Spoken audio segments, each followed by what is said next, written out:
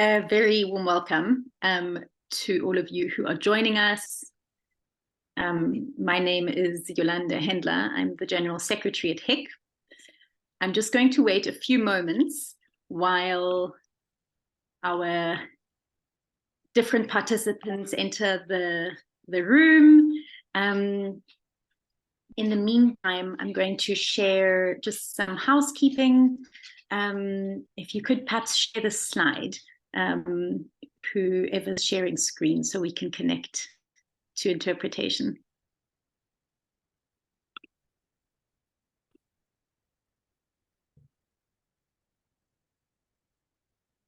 In the meantime, to those of us that have ديانا إذا تكرمتي ديانا ستقوم بذلك حالا. Diana is going to do this. Great. So please, Diana. Wonderful. Here we go. So again, for those that have just joined, please feel very welcome. My name is Yolanda Hendler. I'm General Secretary at HIC. And before we start, just a few technical instructions. We have interpretation for our co-learning space in English, French, Spanish, and Arabic. You can click on the small globe at the bottom and select your language. There will be some instructions shared on the chat as well. Please also share your name. So rename yourself, please, if you haven't yet done so, so we can recognize your name. And please also feel free to let us know who you are and write your name and your organization in the chat.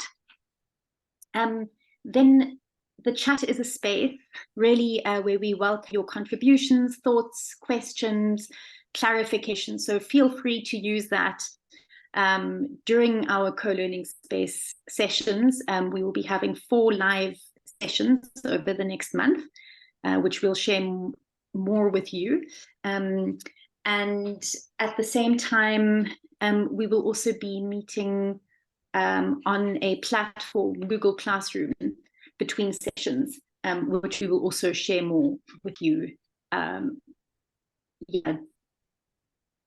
during the close of the program today. And then lastly, when you're not speaking, please mute yourself so that we can make sure that our interpreters can hear you clearly. If your mic is open, one of the support team will mute. And lastly, because we have interpretation, please remember to speak slowly so that we can get a clear interpretation, yes, in the various languages. So with all the housekeeping said and done, if you can move to the next slide, please, Diana. I would like to introduce us to the question of what is a co-learning space and why are we here together talking about co-learning. And there are really 3 aspects of a co-learning space that we want to highlight and why we come together. The first one is for collaborative learning. And by that, we mean learning where everyone's ways of knowing and doing counts, has value, and is valued as well.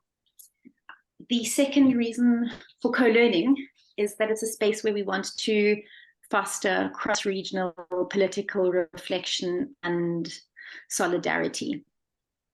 And we want to do this by talking about the various similarities and differences across our various regional contexts. I'm sure you will see in the chat that we have participants really from across the globe as well. And then lastly, the purpose of the co-learning spaces are for pluralizing our advocacy work and very much identifying collectively identifying the changes that we want to bring about as a coalition to target key advocacy processes and to craft together our advocacy strategies and messages. What are the precedents? Where does co-learning come from, or why do we do this in HIC? You can skip to the next slide, please. And thank you. So you will know, if you have been part of HIC for a while, that HIC has a very long history of regional and cross-regional learning practices. And so this is really not something new for HIC, but something that is at the heart of what HIC does as a coalition. And yeah, exchanging learning, solidarity across regional political reflection and advocacy. In 2022, last year, we held 3 co-learning spaces, and some of you may have joined us for those. And they were on 3 topics, which you can see on the screen. The first was on feminist approaches to habitat. The second one was on land rights.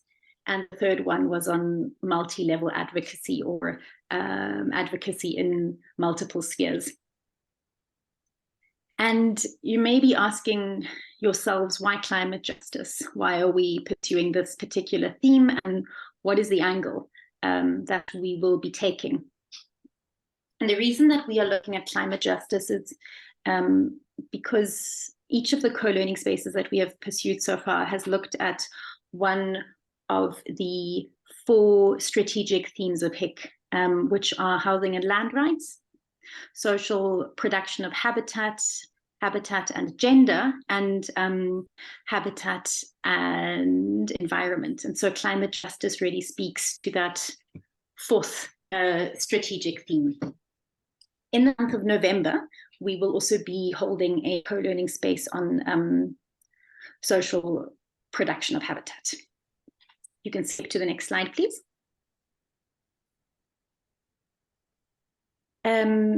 What is the objective of this co-learning space? It's really to develop a common understanding of climate justice, and particularly climate justice in relation to habitat, for the purpose of strengthened cross-regional solidarity, to build shared intervention strategies and identify joint actions. Again, you'll see it's very much about learning hand in hand with strategizing and advocating for climate justice. And then lastly, just before I wrap up and hand over to Hala, over the next 4 Thursdays, we will be exploring 4 different topics. And I just want to give you a quick overview of what those look like. Next slide, please. And the topic of today is about defining and redefining climate change and climate justice. So really grounding ourselves in what that means and our various approaches to this topic. Session 2 is about looking at legal, policy, and human rights frameworks related to climate justice. That will be taking place next Thursday on the 12th of October. Session 3 is about exploring what are our common struggles and strategies related to climate justice across the different contexts and regions. And then session 4, which will take place on the 26th of October, is making an explicit link to advocacy work and targeting key advocacy processes, and also really crafting together elements of a shared advocacy strategy. So thank you for that. Welcome once again. And Hala, I will hand over to you. Thank you very much. شكرا جزيلا يولاند للتقديم. Thank you very much, Yolande. In fact, this is the best way to ask, why do we have such co-learning space meetings and sessions? But allow me, before we start with our sessions, allow me to introduce myself. My name is Hala Murad. I live in Jordan. I'm in the Arab region, in the Middle East, in the Arab region. In fact, I joined one of the associations, civil society associations in Jordan. We are concerned with the environment, and we link that to all the contents in Habitat. We have a good relation with Habitat, with HIC, and we work together on different issues, legal issues, and things to do with rights. We have a group that works on environment change and environmental justice. I work with my colleague. I hope Diana will take the floor now and that she will be introducing herself. She's also a member of the co-learning. Diana, please take the floor. Thank you, dear Hala, and welcome to all our participants again. Apologies, I can't turn on my camera now, but I'm working on it. My name is Diana Washira, and I'm the HIC Learning Officer, and it's a pleasure to have you here. And I'm also based in Nairobi, Kenya. So back to you, Hala. شكرا ديانا. وديانا Thank you, Diana. In fact, Diana takes care of a lot of work, and she did a lot with our speakers. They know her very well. They all recognize her work. Also, we have another person from Latin America.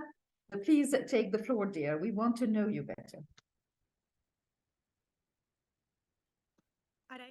Ariel, can you hear me? Hello, I am Areli Sandoval. I am a learning officer for the International Coalition of Habitat, HIC, Latin America. I am in Mexico. I'm pleased to be here.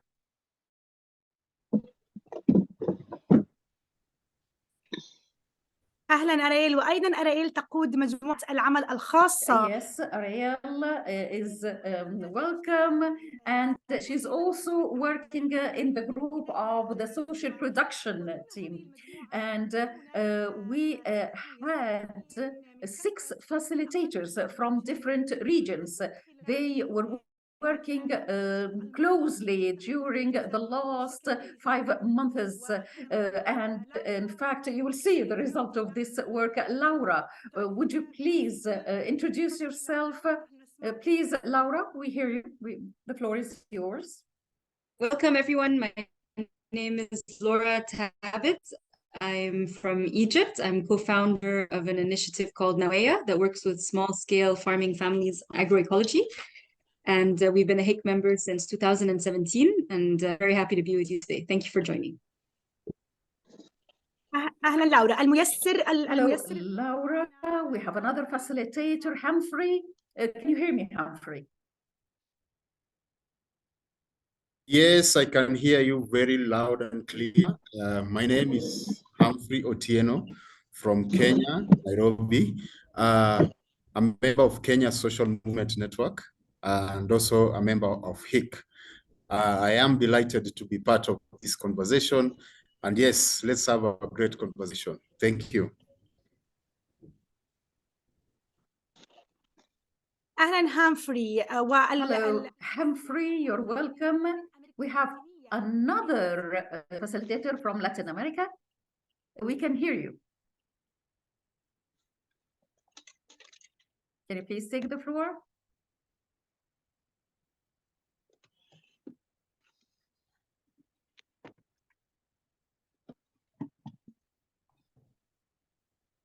Hola, bueno, supongo que soy yo porque no está Hello, Enrique, que es el compañero de América I Latina. think it's me because Enrique is also أهلا. from Latin America. Hello, everyone. I am Ellis Martinez from Mexico. I represent Community Cooperation, and we're also members of HIC.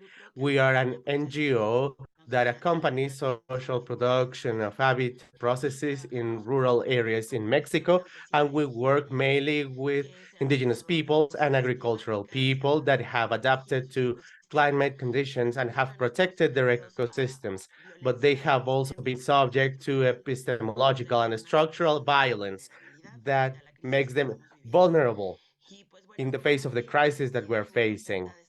I am very thankful and happy to be part of this space. I would like to circle back to what Jose Marti said.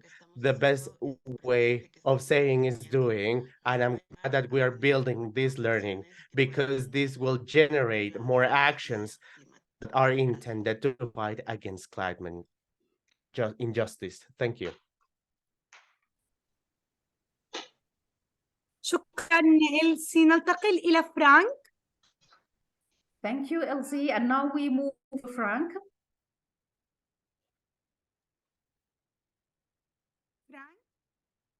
Frank. Frank. Indeed. Thank you, Hala, for giving me the floor. My name is Frank Olivier Kwame. I'm a coordinator of an organization called Humanitas Solidaris Cameroon. We work on social production of habitat and also on the right to housing. We work in collaboration also with other partners on climate change. And that's why I'm a facilitator on this co-learning space on climate justice, because climate is the determining factor in social production of habitat. I hope, as Humphrey has said, that we'll have good discussions and good exchanges that will lead to advocacy, which will help us influence national and international policies, as well as all international systems, so that vulnerable populations can have access to land, to housing, and sustainable habitats. Thank you.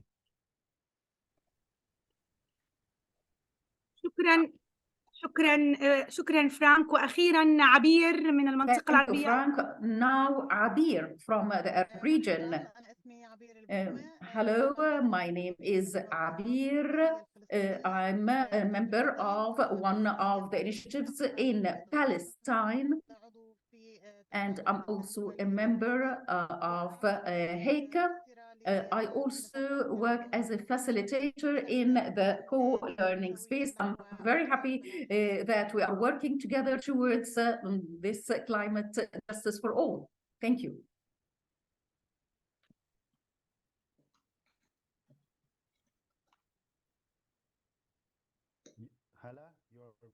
Hala? Hala? We can't hear you.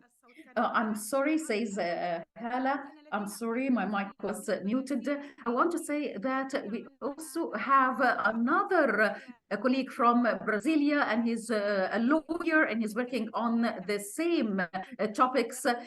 He is working in Latin America on climate changes, but sorry that he's not with us today. He's traveling, and that's why he apologizes for not being able to join us today. We will get to know him later. And now allow me to tell you that in this session, we got to know the facilitators and to know the secretariat, and who is running actually this co-learning space. And we would now like to know the participants. We are going to do this in an interactive way. We hope that you will respond to this because what we're going to be doing now is that we are going to ask you questions, and we want to know who are you, where are you living, what are your expectations, and there is an interactive tool that we are going to be using perhaps we all have used it through different Zoom meetings and sessions. There is a link. I'm going to put it on in the chat, and it is called the Menti tool. We need where you come from and where you are sharing from, and want to know your expectations. What are the outcomes that you expect of this co-learning space? What are you hoping for, and why did you decide to participate? We'll give you a couple of minutes for you to actually work on this code, and also you have the link. We'll give you 2 minutes and we'll be waiting for your reactions.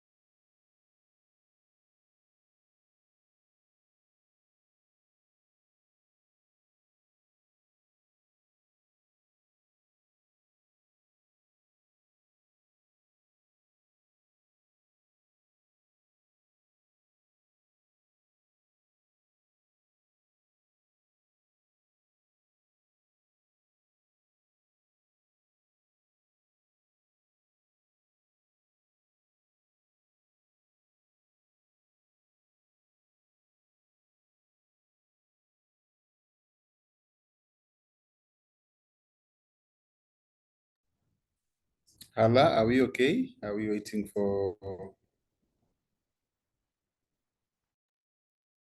نعم، نحن ننتظر فقط أن يقوم الزملاء. Yes, we are just waiting for the participants to put their expectations.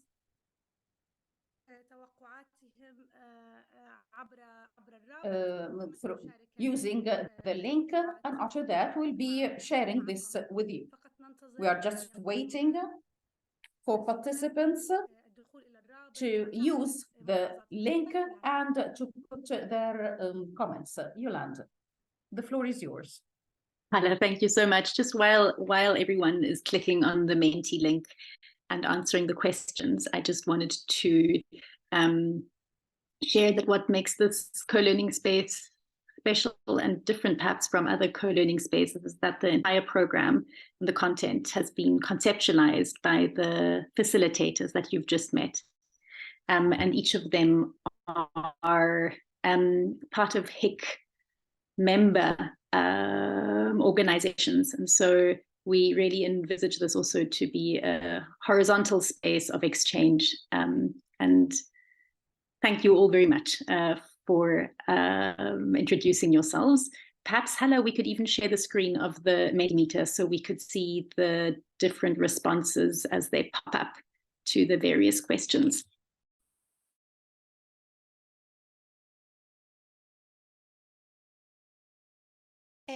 Disculpa, Hala. Hay algunas personas preguntando. Sorry, Hala. There are some people asking on the chat box, how can we use the Mentimeter? The instruction was not clear. Can you please repeat how can you work on the Mentimeter?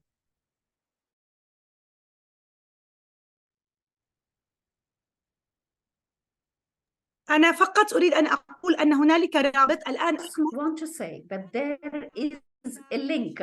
Ahmed put it again. So this link is in the chat box. It is www.menti.com, and you can log in, and it will ask you for a passcode or like a password. And in fact, you can put this number that is now written 182233978. It will take you to the question directly. And in this case, you are going to answer the question. It is very simple. All you have to do is to click on the link and to put the password, the numbers that we just read, and you can answer the question. I believe things are going to be clearer now. Any one of you who has a difficulty to log in? Okay, this is how it will look like. The screen is going to look like that. You will put your password and then you will find the question. What are your expectations? So you will find that the question is already in the 4 languages. Now we're going to send the link once more. Someone is asking for this link. Yes, we're going to send it again. Yes.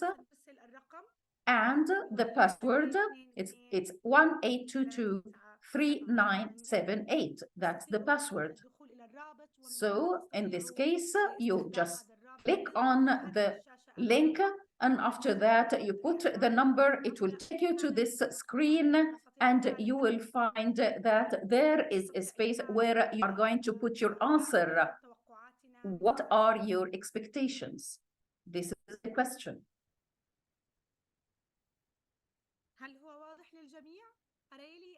Really, you still have your hand raised. You still want to take the floor?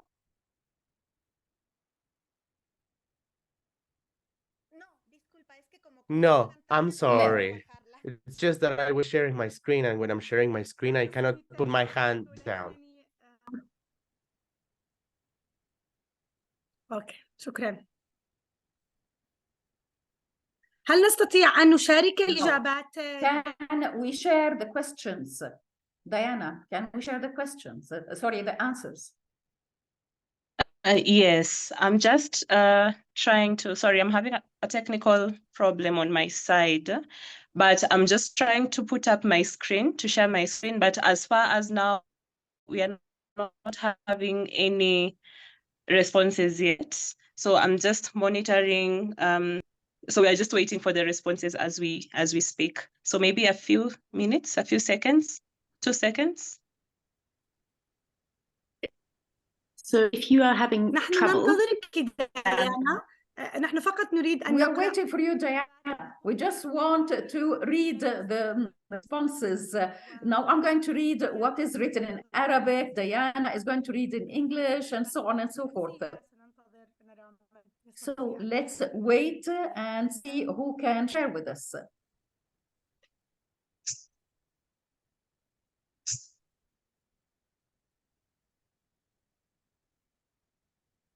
Thanks, Hala. شكرا. I'm just trying to share my screen, but let me see if Yolande can assist with that. may I suggest, if you can't access Mentimeter, no problem. We can share the questions in the chat, and you can just add what your expectations for the co-learning spaces are in the chat, and we will work with that while we figure out some of the technical glitch in the background. So the question 1 is, what are your expectations of this co-learning space? What would you like to experience over the next 4 weeks? So if you can't access Mentimeter, please put your responses in the chat.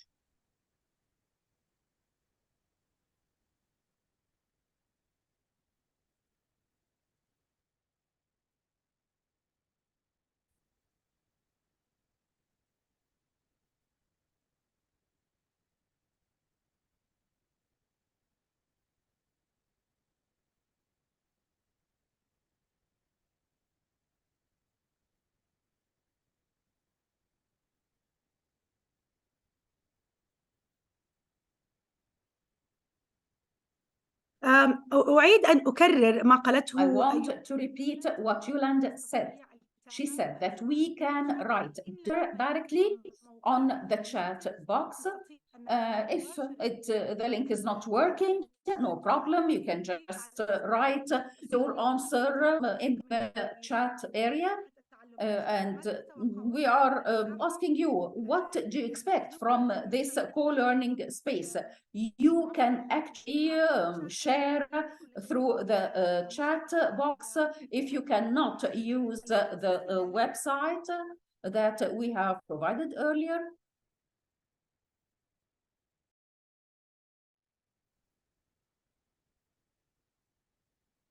شكرا أستاذة هالة بركات تقول أنها أجابت عبر الموقع. أيضا هنالك من يضعون توقعاتهم. نريد أن لاكدو يقول أنه يريد أن يعرف أكثر عن التغير المناخي وأيضا يزيد معارفه. هنالك أيضا مداخلات باللغات المختلفة. سنقوم بتجميع ذلك. Sorry, Hala was saying there are responses in different languages, people writing their aspirations, their expectations. We can move. Sorry, Hala, we were not getting the English translation. Yes. So, can you hear me now? What you just said, please. Diana, can you hear me now? I just was saying if we can share with the colleagues their responses, we can only show the responses on the chat. Is everyone else still getting interpretation? It's fine. Okay, perfect. Sorry, please continue, Hala.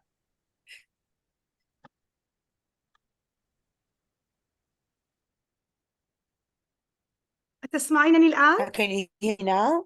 Yes. No. I was saying, Diana, that if we can't share the responses of the colleagues through the website, the Mentimeter, we can at least move to the session according to the agenda, move to the first session, and starting the next session, we can share with them their expectations as a type of an interactive session, starting with the next session. If we are not able to share the response now, let's move to the first session.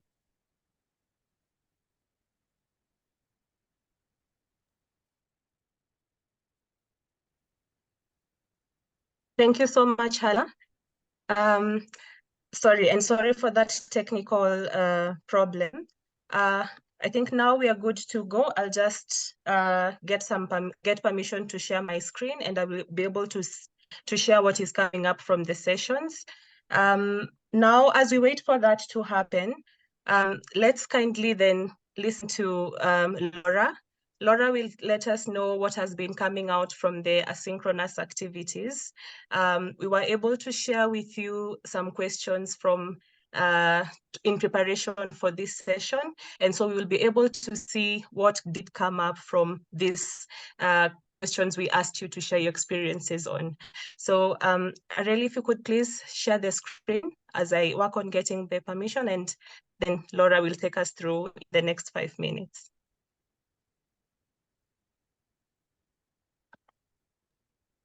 Thank you. So as part of the co-learning space to encourage learning and sharing and developing a common understanding of climate justice, we had 2 questions that we wanted to discuss today before we hear our speakers. The first one is, what do you understand as climate change and its impact in your context? And the second one, which is, what is climate justice to you?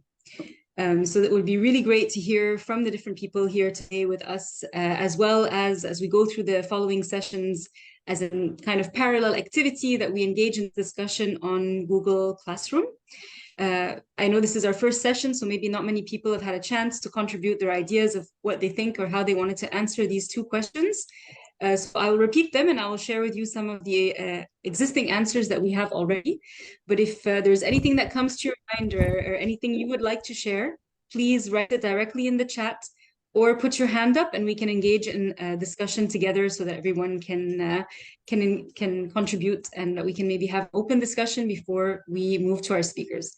So the first question, which was, what do you understand by climate change and its consequences in your context? Because we all work in different contexts. These are two different answers that we received. One person said that this, what they understand by climate change is that an increase in the temperature of the globe, which will cause thaws, ice, floods, droughts, and affect agriculture, and a greater preponderance of informal human settlements. So that's what somebody thought. Another person mentioned that they understand climate change as the modification of weather patterns worldwide, expressed in severe and atypical weather phenomena such as extreme heat, drought, torrential rains, and floods outside of what is expected each season, which is caused by global warming and in turn caused by greenhouse gas emissions resulting from various human activities that may be intensive and whose environmental and social impacts, including affecting human rights, have accumulated, especially from industrialization, extractivism, and the use of fossil fuels. So what other ideas do you have? What do you understand by climate change? These are just two answers. What we would like to do in this session and over the next couple of weeks is create that common understanding of what climate justice means to you. So I will encourage you to just think about this after seeing these answers. Please contribute in the chat or put your hand up. And I will also now go to the second question, which was, what does climate justice mean to you? So for some people, this means that the countries that benefit most from development should pay more for the damage they cause to the environment. For somebody else, for me, climate justice is a horizon, an aspiration for favorable conditions for the enjoyment to the right of a healthy and safe environment for all, as well as for the exercise of other human rights linked to habitat, without the threat of global warming and its particular devastating consequences on populations in conditions of greater risk and vulnerability. Advancing towards this horizon of climate justice requires us to stop making irresponsible, disjointed, short-term political and economic decisions without a human rights perspective. So these are, I know we're still at the beginning, these are the two first ideas that we have. So I will look at the chat now or encourage you, especially if you have something you would like to contribute live, please put your hands up so that we can hear from you.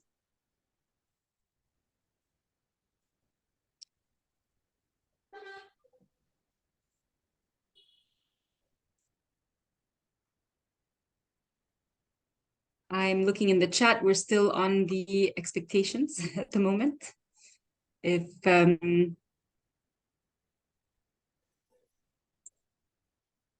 nobody has anything to share right of yet, we can move to the speakers, but I would like to encourage somebody to say, how do they see climate justice?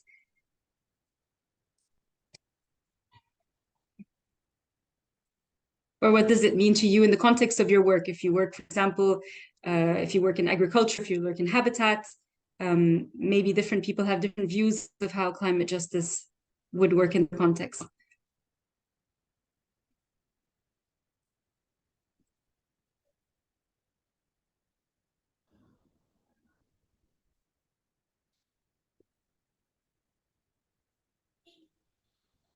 هنالك يد مرفوعة لورا. Yes, go ahead, Derek. Somebody raised their hands, Laura. Manos levantadas. Hello, thank you very much. I hope everyone.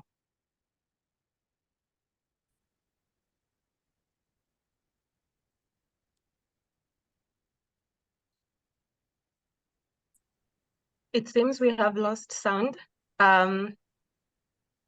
Derek, can you hear us? نحن فقدنا الصوت. نعم، فقدنا الترجمة أيضا. We lost the sound. أنا فاهمة طبعا، أنا فاهمة. قصدي فقدنا إنه صحتين. أنا كنت Listen سريعة. to me, can hear me? I am.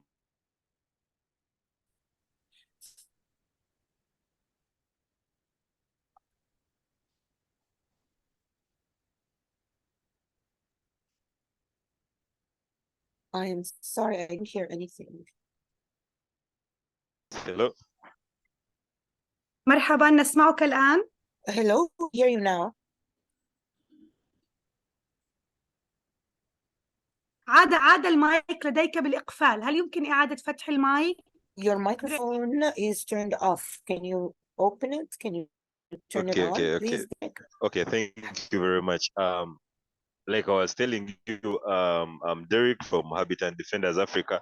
So, in our perspective of climate justice, as relating it to habitat rights, we consider it in recompensating the people who have been affected, and also looking at the perspective of the induced human human ways of bringing up these things of climate change.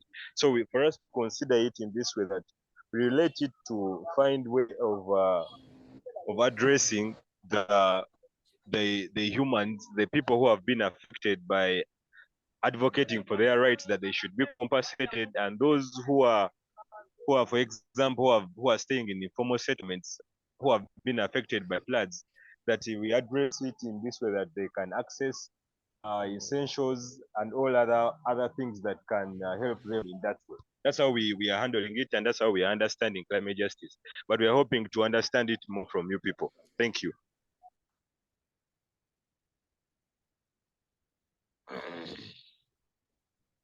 شكرا لك لورا.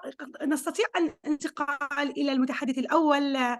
تفضلي إذا We can move to the first speaker, Laura. Go ahead, because now we are trying to catch up with the time. We are very anxious to listen to Enrique. Go ahead, Laura. Thank you. Our first speaker, as you know, today is Enrique Viale. He will help us better define climate change and its drivers as environmental, economic, political, and social matter. Enrique Viale is an environmental lawyer and is the founder of the Argentine Association for Environmental Lawyers, in which he currently presides and presides over and has numerous cases for prevention, damage, and environmental recomposition in a strategic climate litigation. He is an active promoter of the National Glacier Law during its parliamentary process, participating in the debate of the commissions in the Chamber of the National Congress. He was a legislative advisor in the Senate of the nation and is currently an environmental consultant and communicator in radio and print media. Enrique will be speaking on the topic of defining climate change and its drivers, including a brief history of the Paris Accord and precedents as approaches to tackling climate change. He will speak with us for 15 minutes. And also, just as a note to everyone, as we're listening to Enrique, if you have any questions or ideas, in order not to forget them, you can write them in the chat so that we can then ask these questions to Enrique and open the floor and discussion together. Thank you, Enrique, very much for joining us today. Your work is very inspiring, and we are ready to hear from you now. Thank you. ¿Qué tal? ¿Cómo andan? Muy buenos días acá en Buenos Aires. Estoy muy contento. Hi, good morning from Buenos Aires. I am so happy and pleased to be with you today. Whoever has the possibility of turning on their video cameras, because it is better for me to see a face and not just the name. It will enable us to overcome this virtuality that has good side and bad side. There's a little bit of boring thing to it just to stare at a screen. So it is a great pleasure that we are all gathered here from around the world. It's very important, and I have been reading and following all these activities with great attention. I hope that everybody is hearing the translation if you don't speak Spanish. A brief introduction I will be doing, and then we will be tuning up and bringing up more details as long as we can hear other speakers. So as humanity, we are living discount prices, climate crisis, environmental crisis have made us abandon as many scientists and professionals the planet say, we have abandoned the time of the Holocene that has been lasting from 10, 12,000 years and allowed the expansion and the dominion of the human being over the earth. We are living the Anthropocene times. We have started a new geological time, whereas the human being has become transformations that It is a global transformation. And this is very important. These are 12,000 years, 10,000 or 12,000 years.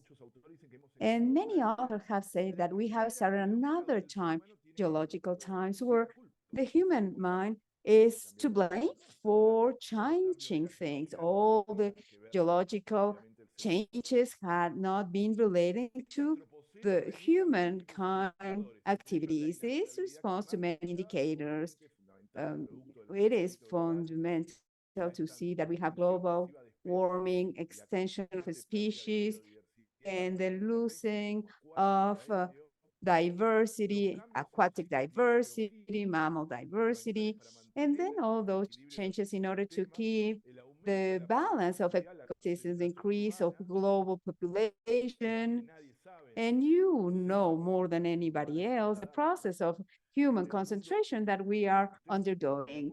World, and then I am very sad to say it before you, but the world average of people that are living in cities is 54%, around that number. In Latin America, 72% approximately as well. And in Argentina, 92% of the Argentinians, we live in cities. That is contrary to the image that you have in Latamina, because you see that the farmland, these great extensions of land. 92% of Argentinians are living in the cities, and what we are expecting, 32% of the Argentinians, we are living in 0.4% of our territory. That's Buenos Aires and the suburban areas of Buenos Aires that is called Gran Buenos Aires, highly related, and we will be seeing that further on, and we will be comparing with the bad development plans that we have been imposed on oil that is really kicking out thousands of families from the farmlands all the way to the cities. Those are the kind of business models that have been sending families to live badly to the suburban areas of our country. So we are talking of Anthropocene. This is the changes and the risk of having crossed the borders of the planet that before the pandemic of COVID-19, which was clearly a sign that we are undergoing a crisis. It has emerging part of that crisis, a pandemic that's highly related to the loss of habitat, and therefore the leap of viruses from animals to humans. And then the scientists of the world do not know how to warn us, how to tell us that we are undergoing a crisis, that we should act upon it. And at that moment, we were signing a letter for all the scientists alerting of this climatic crisis.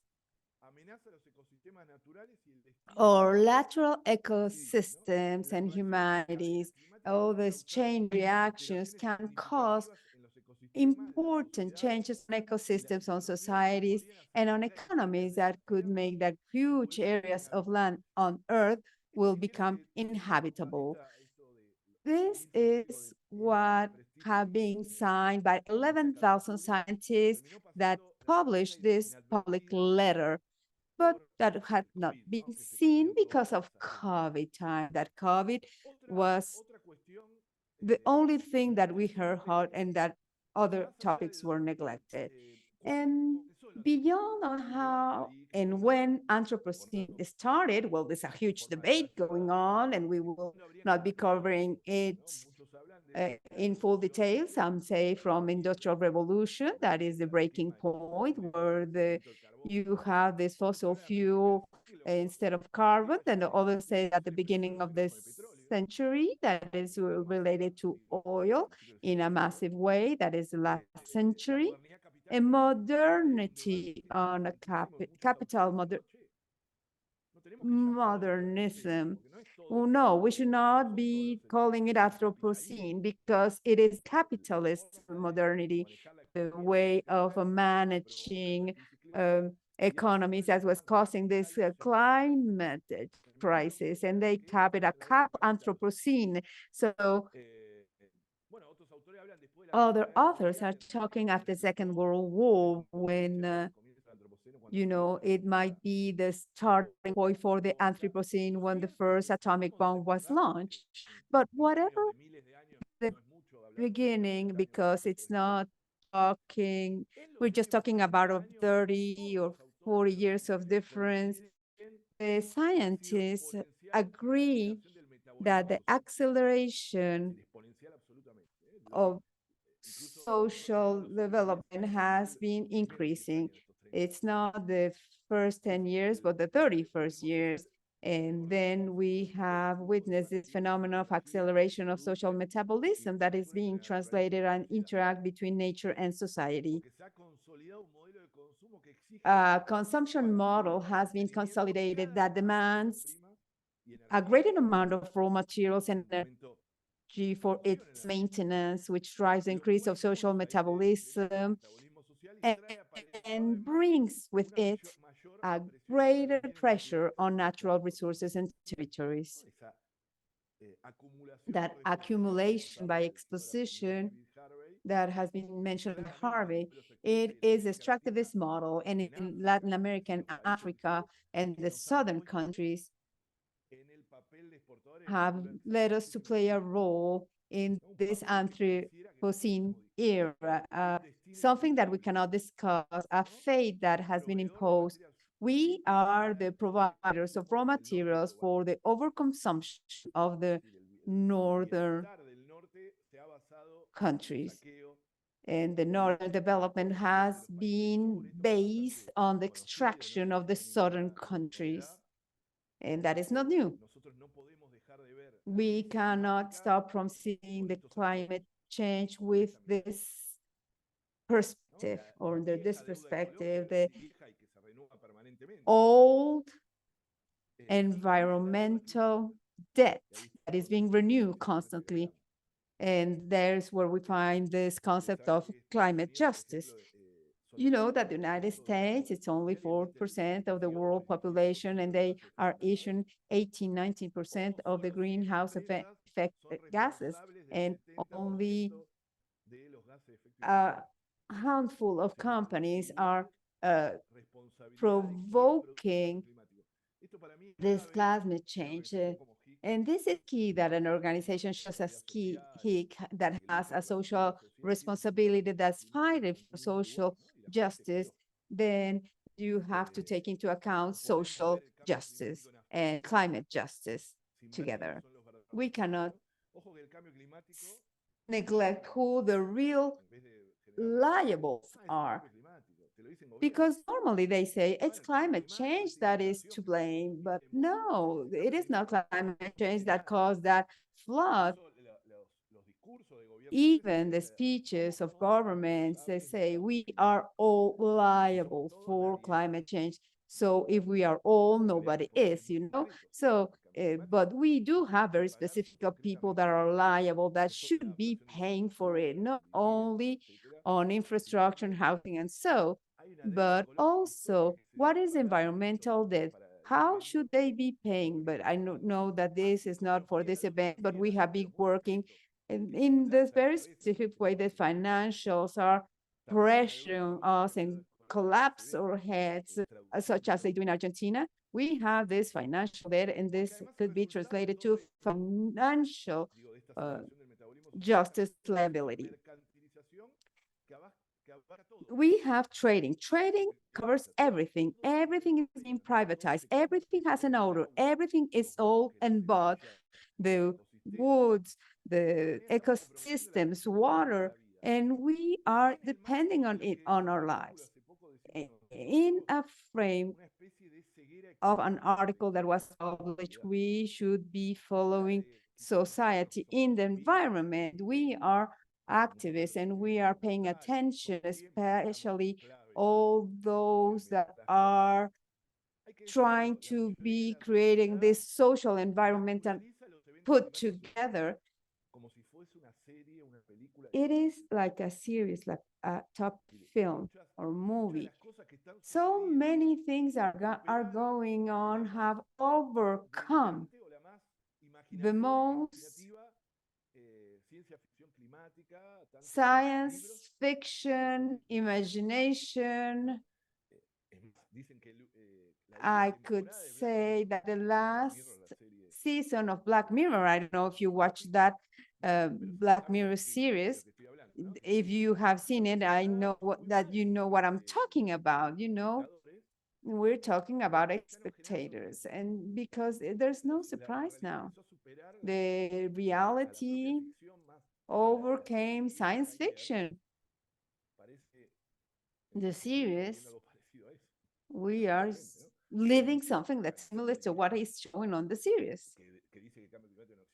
That says that climate change does not exist. But naturalizing climatic events. We live in a huge city. I don't know if it's the largest of Latin America, but it is a very important city, like in Rosario, that lived 4 months under smoke of fires caused by businesses. And people make that as normal. They normalize that smoke that was on city on the computers. If you take a look, at least in Argentina, the temperature, and then they put the climate, and then just beside being sunny, winding, they put and with smoke.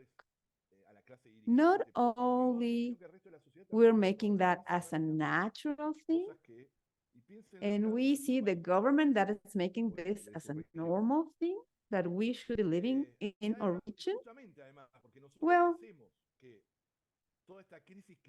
we make that this climate crisis that is at a planet level or global level, and that has a relationship between the North and the South, has to be linked compulsory with territorial processes that are adopting local and regional specific rules.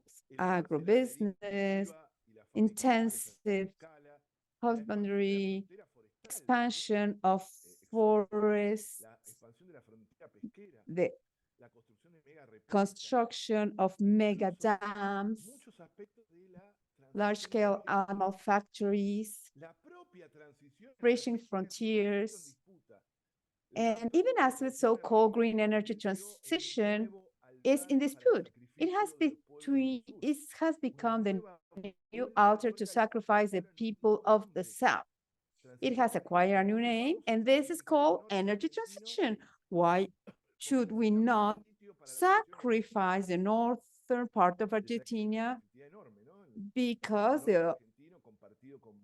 that will be shared with Bolivia and Chile, where we have the lithium, where we say that 60% of the reserves of lithium are found. It's a mineral that is used on batteries in order to contain energy. And it's very important to have the electrification process in the vehicles when we want to get rid of fuel or gas.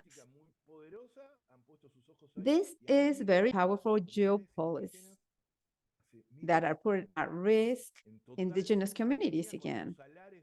They put the harmony of those places where they find that lithium. And then that they create this activity that will be lasting 20, 25, 30 years time. And that will be devastating those places, and that will be affecting those people that live in their natural area. And they will be forcing them to be living badly because they will become emergency neighborhoods or slums. And the lithium, they say that the water is worth more than lithium. Yes, water, it does not cost more. Lithium is worth more in money, but the worth of water is greater. This has become the little horses of cobalt, and all the great mining companies that have devastated large spaces now are coming for lithium. And obviously, the invasion of Russia to Ukraine and the global positioning have accelerated all the social conditions on geopolitics. They are sending me a message that I have to wrap up. We cannot. I just talked about the negative side, but I want to leave you with a positive note. There are so many experiences in all regions. We are part of a collective of social movements and territorial movements that is called Pacto Ecosocial and Intercultural del Sur. I'm going to put the link on the chat, and you will find to give an exit to this extractivist trend from the south to feed the north. We want to have reference not only of Latin America, but also from Africa and other areas. This Pacto Ecosocial of the South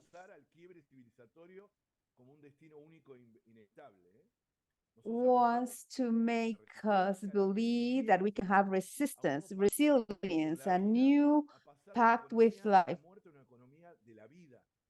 and go from economy of death to economy of life. This is social justice, climate justice, and habitat in that place plays a very important role. I would have so many other things to say, but I leave it there so I can respect the time that has been granted.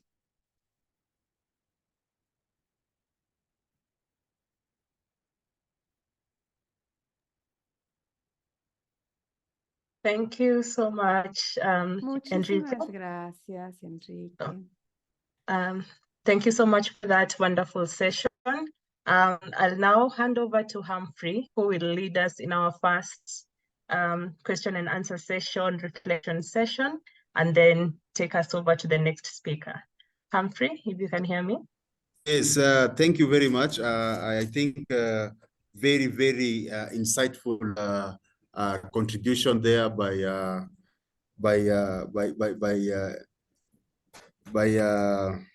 Enrique. I think he has touched on so many things that have come out, looking at, in fact, giving that narrative, the population of 95% living in 0.44%. I think that is something that we need to talk to.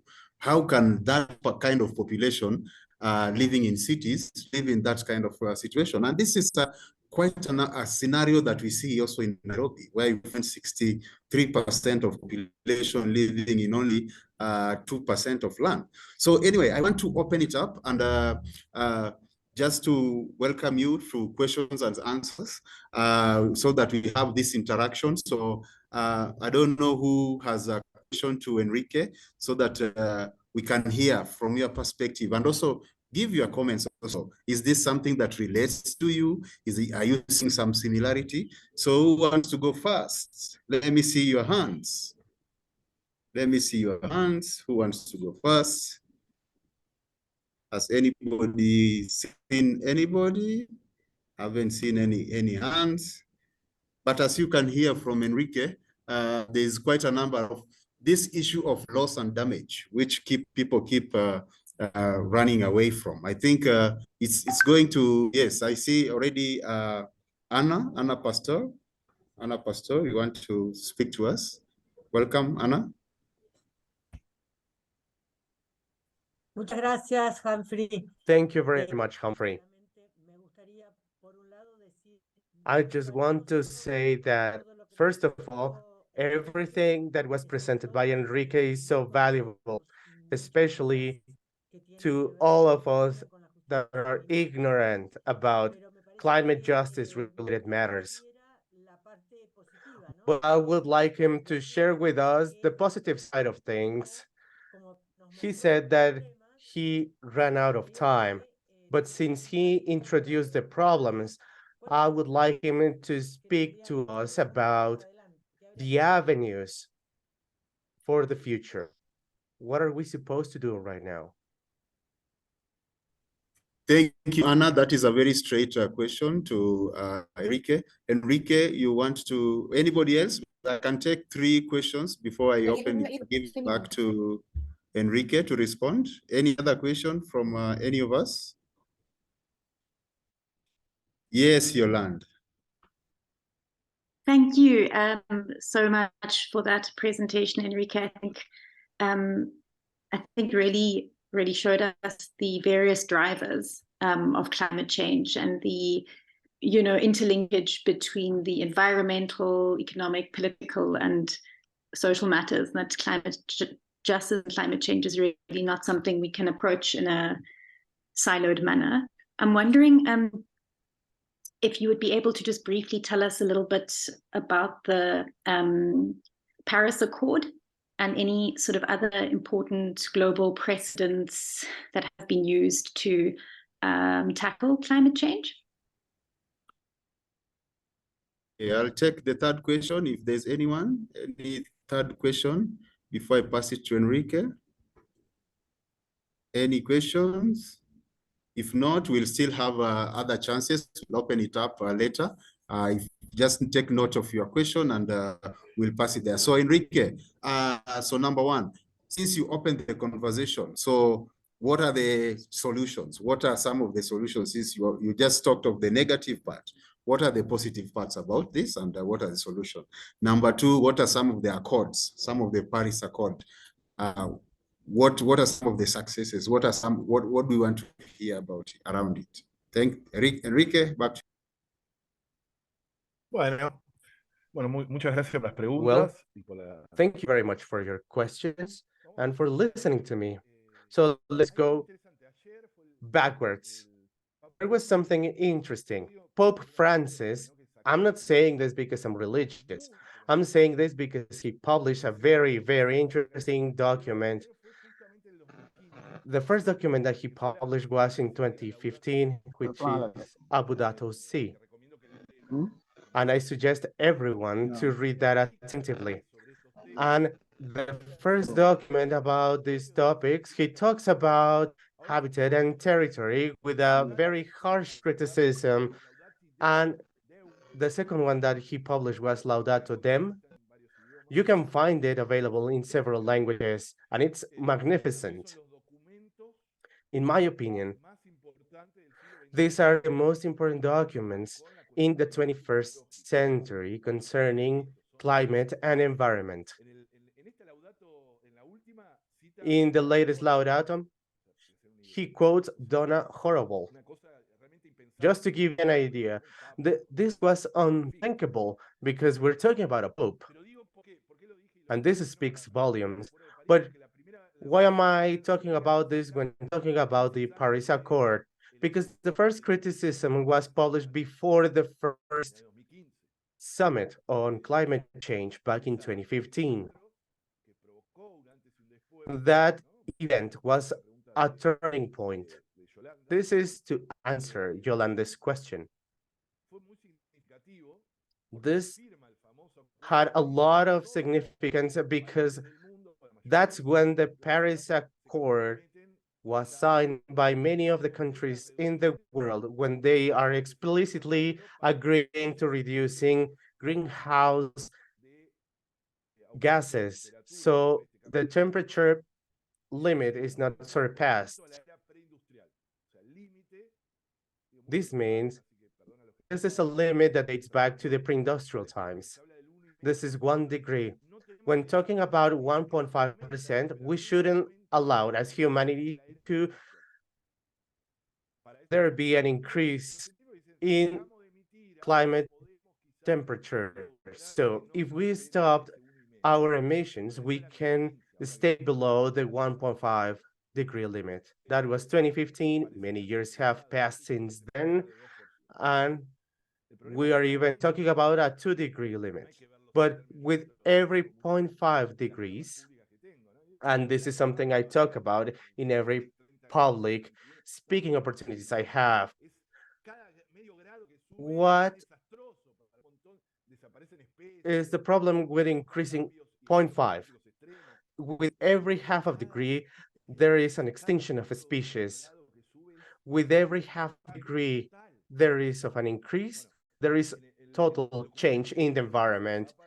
In the latest document, the Pope says it. The great majority of extreme climate events and consequences are unstoppable. They are hard to stop at this time. That's when we talk about adapting to climate change. We also talk about accountability and responsibility. The Paris Accord was signed, and the big powers of the North agreed to having a $1 billion fund, but that money was never seen, even though that amount was insignificant to the big powers of the world. And the obligations are not being observed. The Paris Accord also said that all countries should agree to it and submit to all the authorities. Observing the climate change accord, what their responsibilities as countries will be and how they will observe them. Sadly, those obligations are not being met, and the war in Ukraine was the detonating part of it all. In Ukraine, there is no access to energy. Now, going back to the Paris Accord, if I could say something that is brief and short, there will be a climate justice summit in the United Arab Emirates later this year.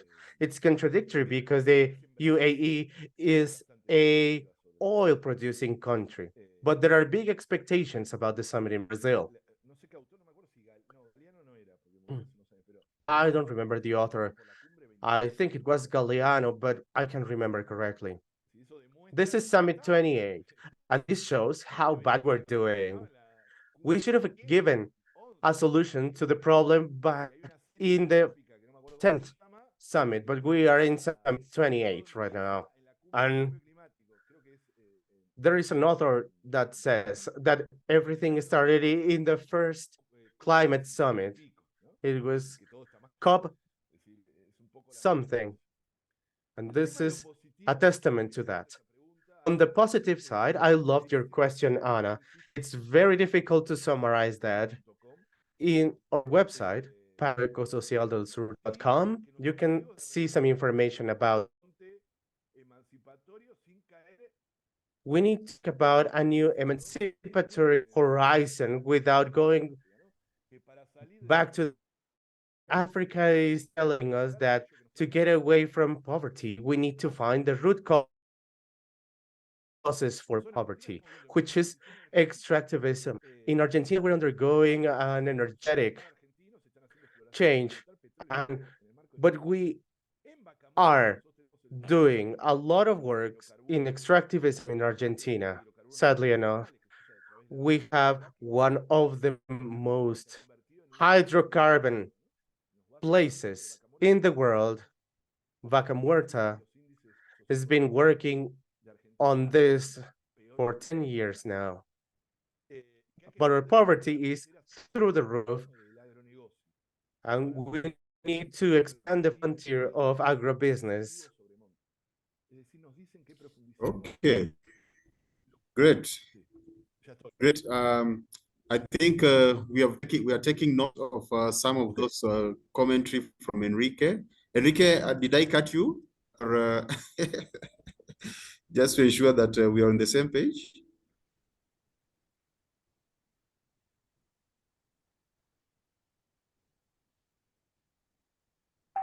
No entendí que si tengo que seguir o no. No entendí eso. I don't understand if I'm supposed to continue or not. No. I think your answers are spot on, and I think we have taken note of that. Yeah. So at this juncture, I also want to take this conversation to the next level, and I want to invite Adriana Elaine, who is the HIC president and professor in development planning and urban sustainability at the Ballet Development Planning Unit at University College of London, on London, resilience. She is also Ballet's Vice Dean International. Jan has over 30 years of international experience in research, postgraduate teaching, advisory, and training services, undertakings in over 25 countries across the globe, the global south. So Adriana will speak to us on the topic of defining and advancing climate justice in relation to habitat. So the nexus, the connection. And Adriana, you'll have 10 minutes to speak to us. Your 10 minutes starts now. Welcome, Adriana. Thank you so much, Humphrey, and a real pleasure to be with you all today. And thanks a lot to Enrique as well, a very hard number to follow. And so I will try my best to make some of the connections. And if someone can let me know when I have 5 minutes left, that will be fantastic, just in case I get distracted and I'll lose count of the time. So a hard task, talking about climate justice, but I guess that the ball was left to talk about what is the hope, or perhaps more than the hope. And I think that the first thing to notice is that climate justice is a massive struggle, is a growing struggle, and I would say is our best chance and opportunity to really tackle what Enrique describes so well in terms of the crisis that we face today, the crisis of the capital of sin, this moment in history, in the history of Earth, not the history of humanity, where not just human action, but the impact of capital has transformed the actual conditions for a life of human life and non-human life. Sorry, if I go back to the previous one. Thank you. Points that in many cases we know are irreversible. So I want to say a couple of things and we go straight into climate justice. The image that you can see on the left-hand side here is from Batangas City in the Philippines, taken in 2016. And it's quite an iconic photo, because if we think about the beginning of what we think is the history of the climate justice movement, that's something that at least is recognized to date back to the 80s. So of course we could argue that it goes much longer in history, but that history or that movement was for a very long time associated with something to do with environmentalist movements in the global north. A very isolated question, a question very remote from the life of ordinary citizens, women and men across the world, and particularly across the global south. What that picture shows us is that this is changing massively. The climate justice movement is expanding its social force, and today we are seeing a movement that encompasses not only environmentalist movements, but workers' movements, feminist movements, indigenous movements, and the list goes on. So this, I would say, is a very important piece of good news. And it shows us as well, where do we need to look at for allies in this very uneven battle. Now, let me just take you through 3 key principles that the climate justice movements puts forward, just trying to simplify the discussion. There are 3 key principles that come through the climate justice movement in terms of what do we need to do? How do we have to respond to the climate change crisis? What type of action do we really need? And now we can go to the next. The first call is clearly for fair redistribution. And this Enrique described very well, so I'm showing there a couple of maps that show you're all familiar with, that show the claim that actually there is a massive and obscene asymmetry between the responsibility for producing emissions, the emissions that have taken us to this crisis, and the impacts of climate change. So what you see on the map on the top is very much a map that shows the overshoot emissions per country, and this was by 2015, I believe, the map. So it looks a bit worse than that. Now, countries in the red are showing those countries that are going well over what is called overshoot. Basically, they are going well over what should be considered their fair share of using the Earth capacity, absorptive capacity. Now, if you look at, of course, the United States, you will find that already in that year, in 2015, it had overshot 10 times its fair share. So a very, very critical picture. We could think about many, many more figures here, and Enrique provided a few. So, for instance, it's important to think that this is not only a question or a crisis that polarizes this between the global north, so-called global north, and the global south, but also within countries. Just to give you other figures that we could think about in terms of the distribution of these responsibilities. Between 1990 and 2015, the richest 10% of the world's population were responsible for more than half of the greenhouse emissions, while the richest 1% emitted twice as much as the total emissions produced by the poorest 50% of the population. And we could have many, many more figures. Now, the map on the bottom shows exactly the opposite. Shows how are different, in this case, countries being affected. Where is the burden, not the responsibility, but the burden of climate change being felt?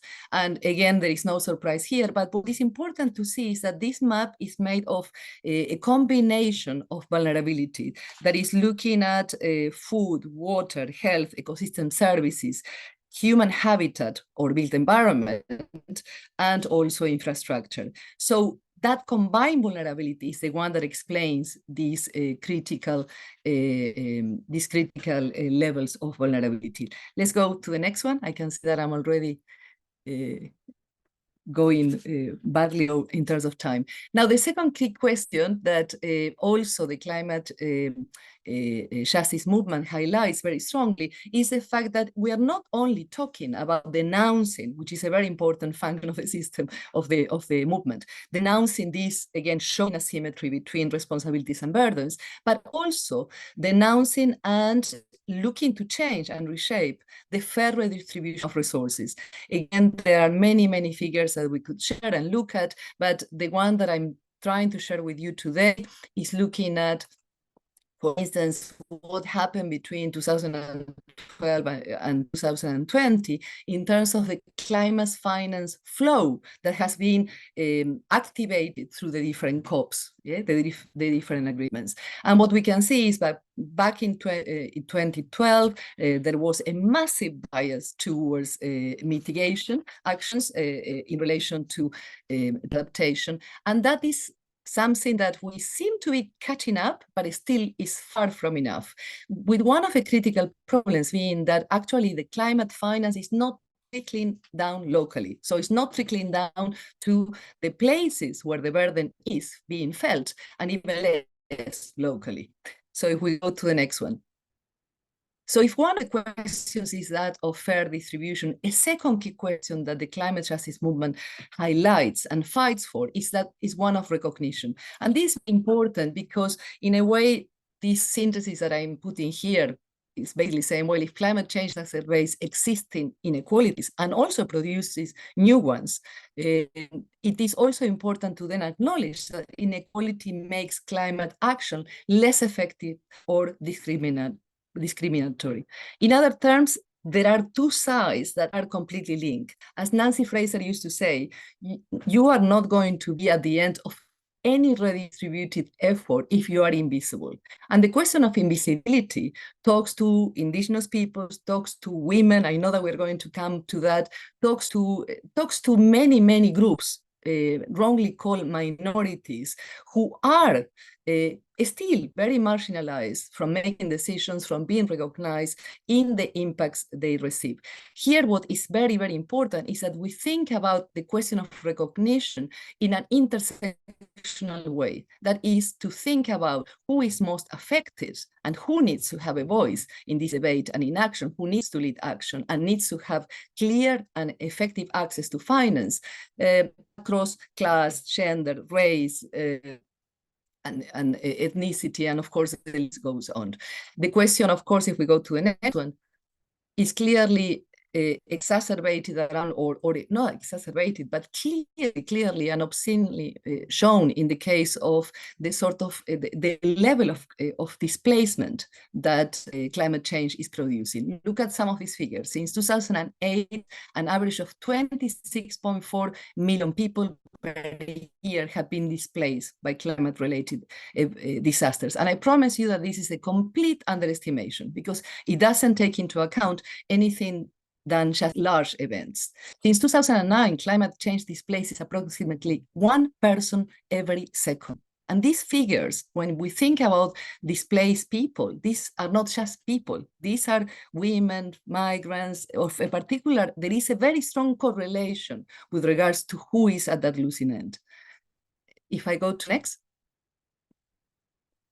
So the third question that the climate justice movement puts forward is the need to pursue parity in political participation. What we can see here in the game of the different COPs is that national governments, the last 30 years of negotiations on climate change and what to do have been, on the one hand, I think that I am over time, I'm going to stop very soon, dominated by national states with a massive responsibility for from a few states that have been paralyzing any form of action and clearly protecting the interests of the corporations that are very much leading this crisis. This is something that is undeniable. So when we talk about parity in political participation, we are not talking about just more participation. We are talking about opening a very different type of participation that is not tokenistic, that is not just open to manipulation or even confined to the spheres of democratic representative democracy. I'm going to finish because I know that you want me to. So in going to the next one. Continúa, Adriana, continúa.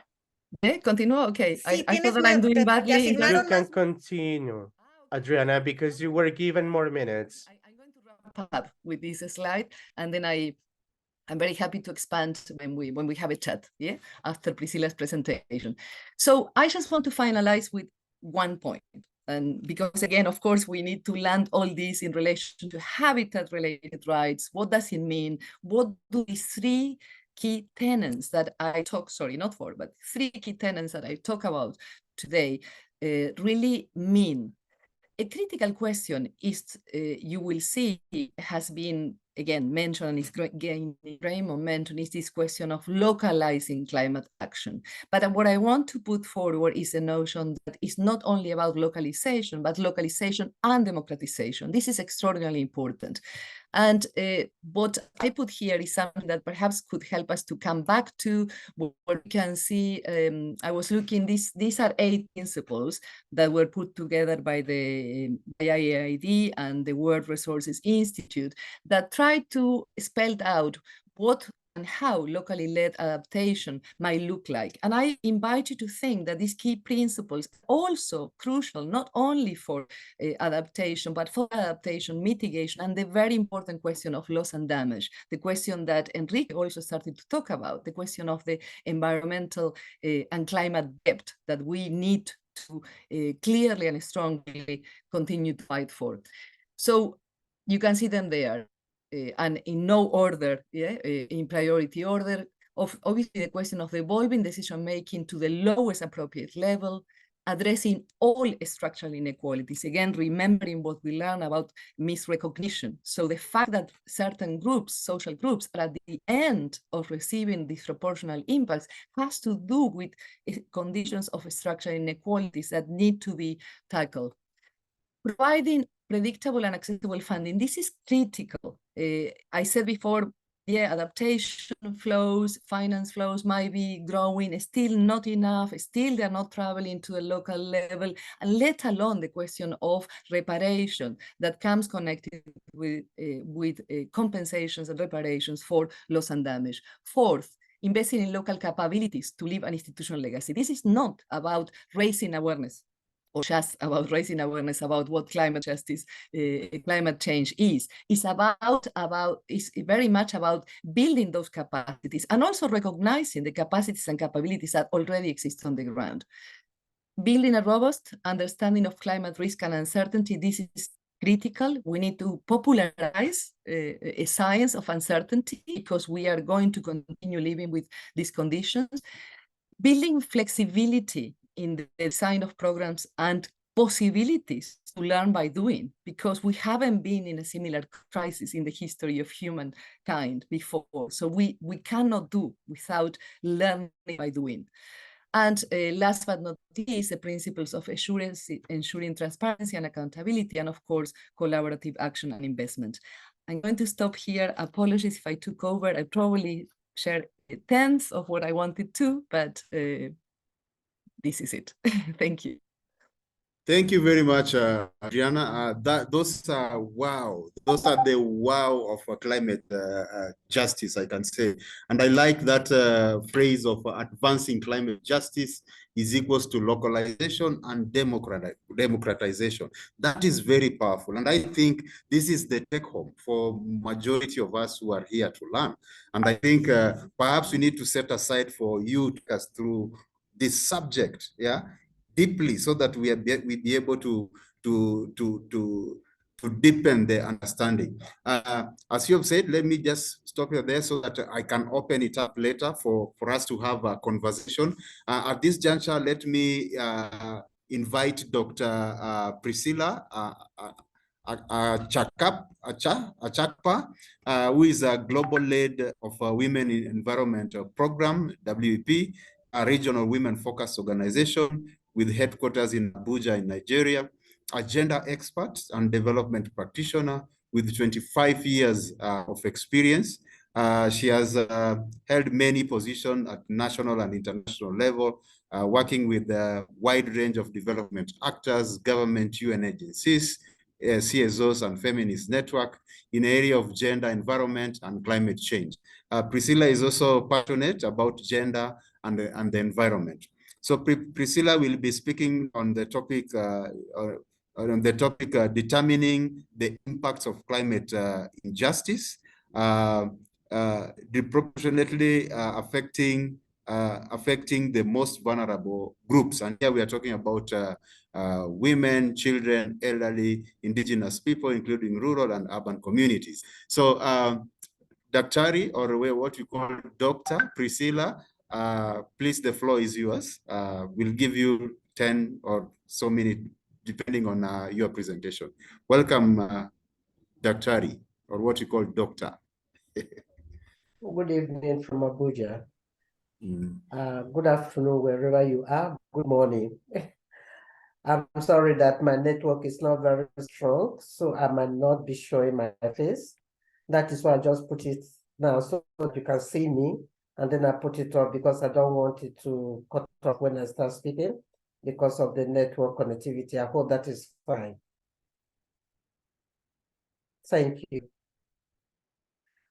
Let me first and foremost appreciate the previous speakers, Andrena, and the first speaker who have done incredibly well by talking about the issues of climate justice.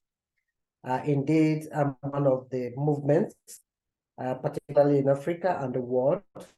I belong to the Women and Gender Constituency at the UNFCCC, which we are indeed looking at the issues of climate justice, but how it affects the gender sector.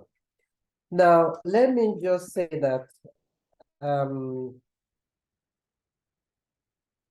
at June 2022 publication of the Environmental Justice Foundation titled In Search of Justice, How the Climate Crisis is Driving Inequality and Eroding Human Rights, reports that approximately 60% of greenhouse gas emissions are produced by 10 countries, whereas less than 3% come from the 100 least emitting countries.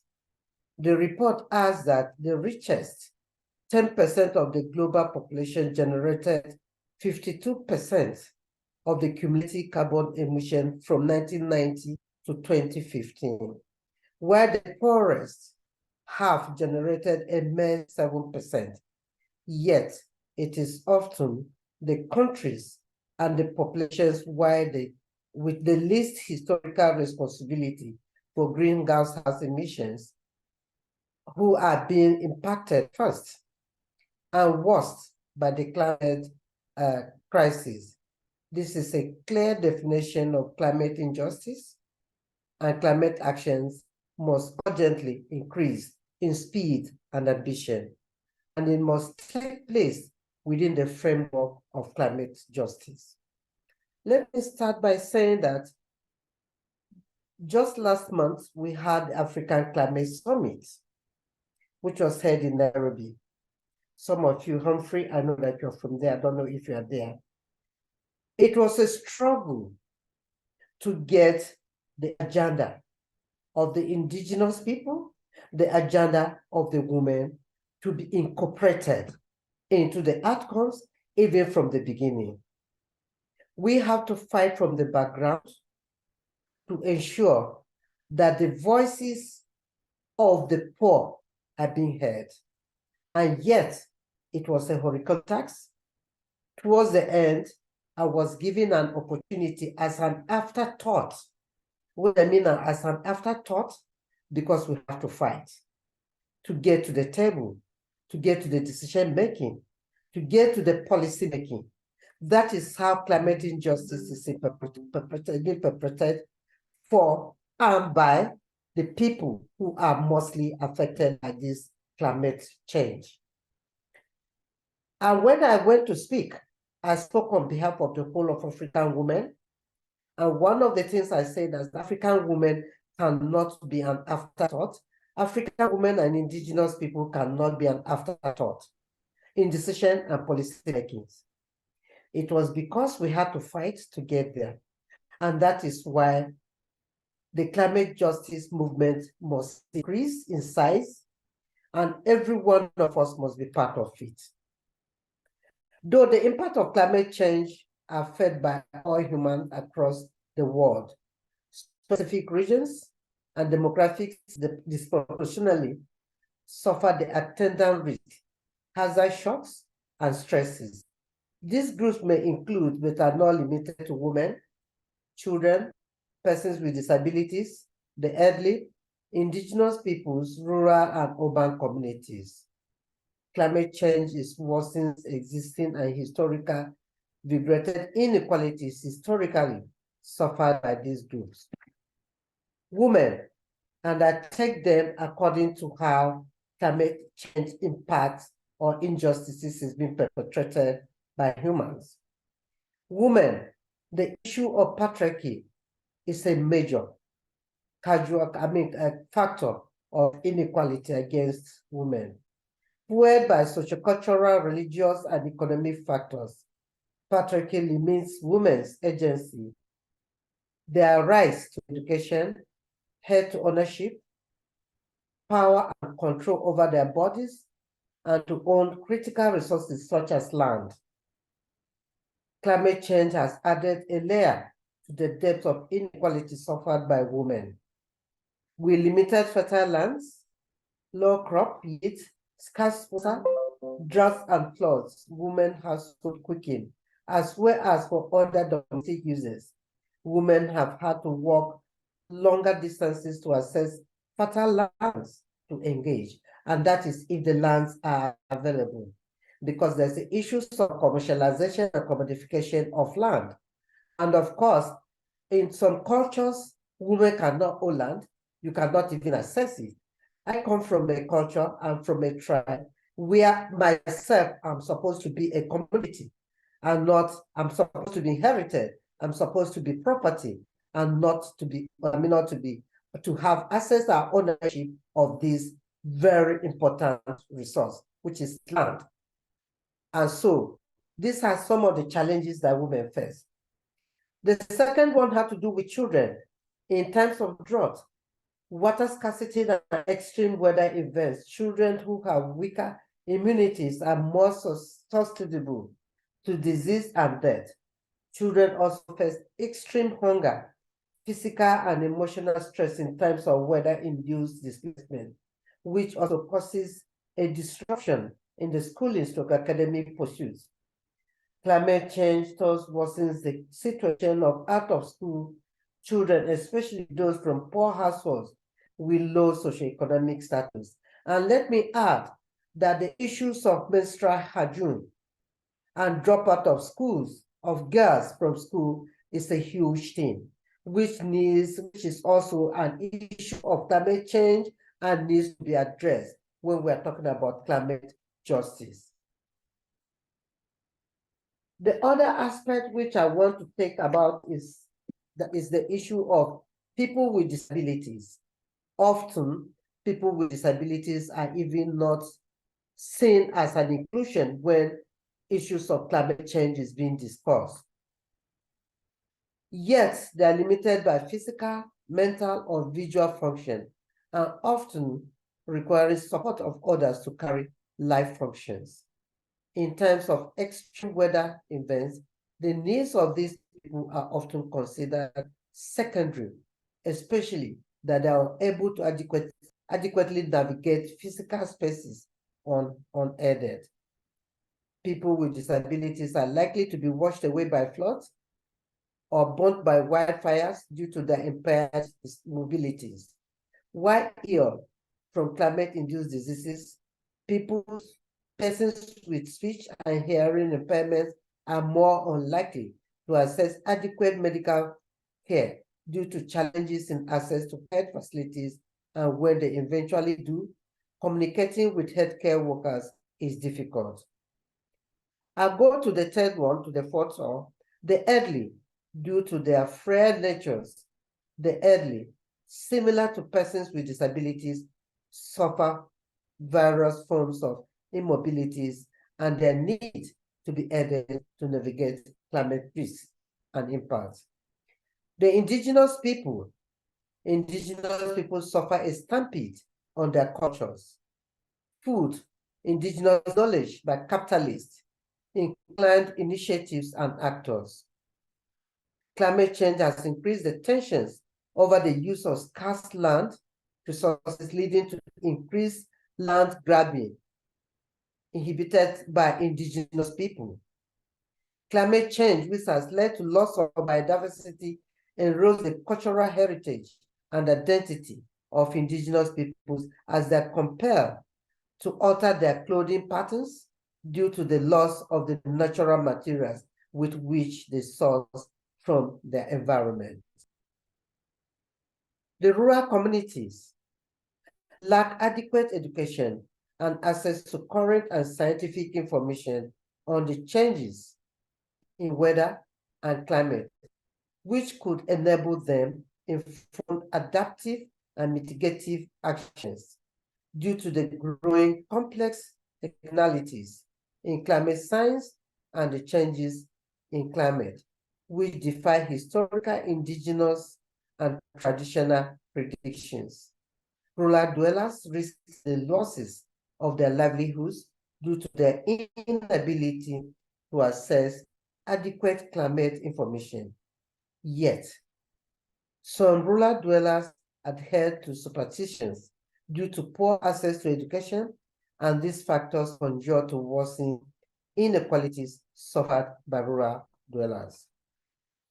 The urban communities, irrespective of the higher levels of education and knowledge on modern climate information, urban dwellers suffer severe risk occasioned by climate change. The cutting down of trees to make way for construction work exposes the soil to erosion.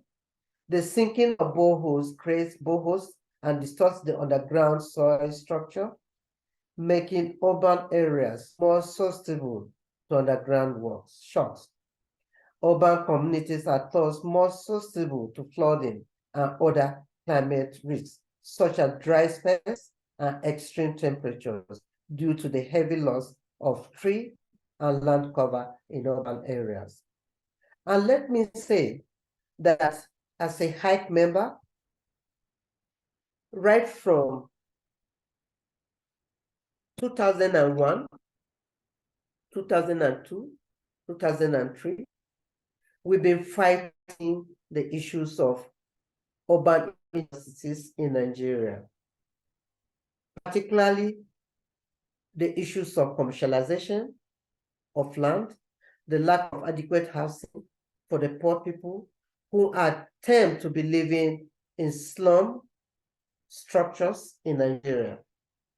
And of course, on several occasions, the previous administrations was thrown into what we call a detention area by the police because I had to speak on behalf of the people. And this is what is happening. You must have been reading that just about 3 weeks ago, the current administration went around Abuja City destroying where people who are supposed to be termed in court, the poor people, destroying their houses. And as we speak, we have a lot of homeless people in Abuja. And this is leading to serious insecurity because these people desire to live. These people desire every basic social amenities. And so if these people have lived in one place for more than 5 years, according to the laws of the land, and you have not removed them, if you are removing them, you have to take adequate measures to make sure that wherever you are locating them are places that they agree with. These laws are not adhered to. So we have a huge challenge. And this is not just, I believe, it's not just Nigeria, but this cut across several regions of the world. According to the IMF. Please conclude, Dr. Chapter. Please conclude your remarks because of time. Thank you so much. Thank you. I'm almost done. I just want to conclude by saying that according to the IMF, between 75 and 700 people are are projected to be vulnerable to drugs and lack of drinking water in Africa. And this is causing a lot of issues. We have massive migration of people. Instead of people seeing this migration as a kind of also mitigation or adaptation strategies, a lot of the other continents, especially the developed world, are seeing migration as an issue of insecurity and threat to them. But of course, people that are migrating are bringing a lot of innovations to their continent. And yet we are not seeing it from that perspective. In Asia, the issues of clean and fresh water is also a huge problem. And these are issues of injustices. The developed countries talked about paying or giving in grants about 100 billion every year to the developing countries. That has not happened. This is a clear case of injustice, and these are things that the social movement of climate justice must address. Thank you. Great, you have left it at the very good point. Then call for social movements for justice to come out strongly. Thanks, Priscilla, Dr. Priscilla. Those were very, very, very critical issues that you have raised. But one fundamental thing that that has touched me is the need to increase the space for social movement and social justice movements to come on board. I think this conversation is very, very healthy and very wanting. Apparently, because of time, we have to reduce it. We have to bring it to almost to close. But before that, I'll ask my co-facilitator Laura.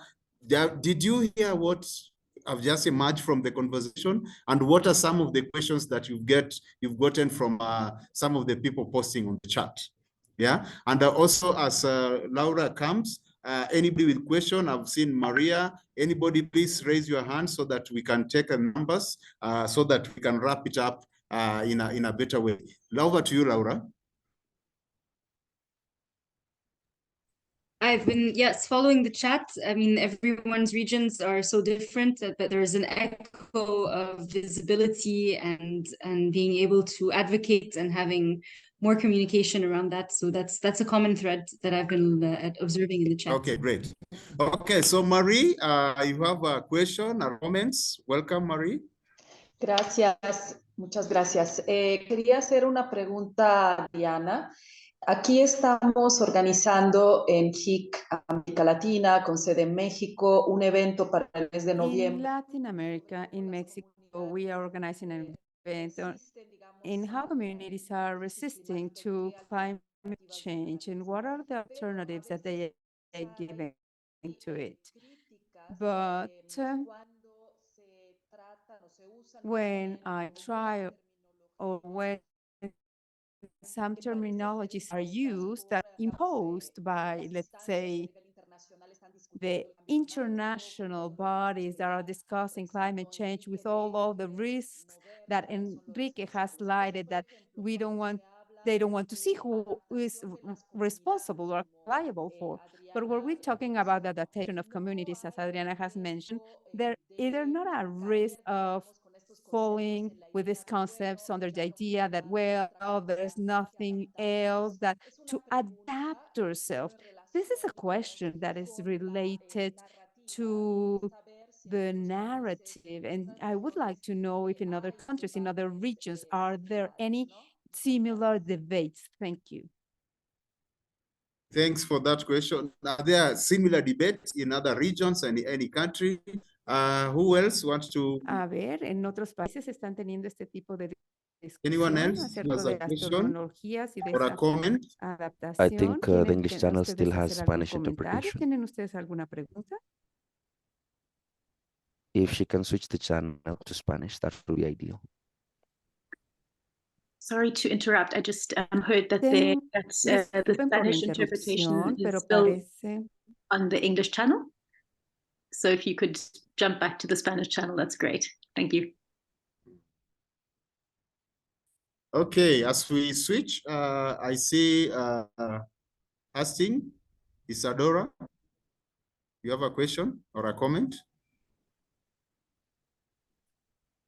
Sí, una pregunta para, bueno, para Adrián, para Enrique. Well, I have a question for Adriana or Enrique.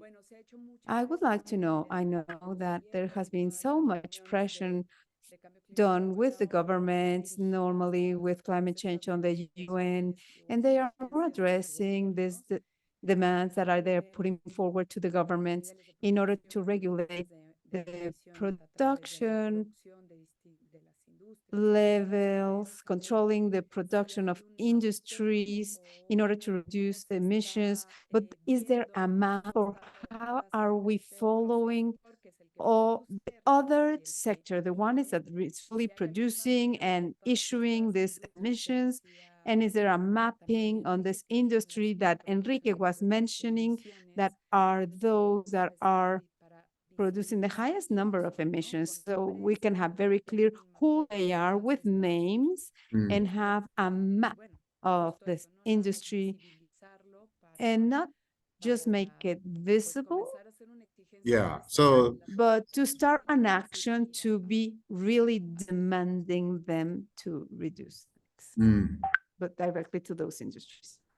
So like naming and shaming, yeah? So we want to start seeing them so that we can name them and shame them. Okay, great. Any other person? Any other question? Any comments? As we wait, okay, Irene Kinoti. Thank you, Humphrey. Thank you, presenters as well. My question was Adriana. She was able to show us that the issue about fair distribution, especially when it comes to financing. And I think I really wanted to understand whenever we show or based on the graph that you're showing us where a lot of resources go to mitigation rather than adaptation. My question was, is there any effect when resources go to more of mitigation rather than adaptation, and what is the kind of course of action that we should be looking at as social movement champions? Very great question. Then we have Anna Pastor.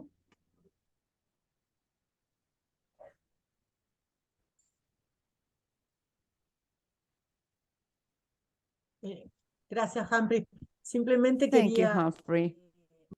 I just wanted to say that it seems to me that the three presentations were well chosen because Enrique presented broadly the foundation, what happened, as we can see the ugliest part.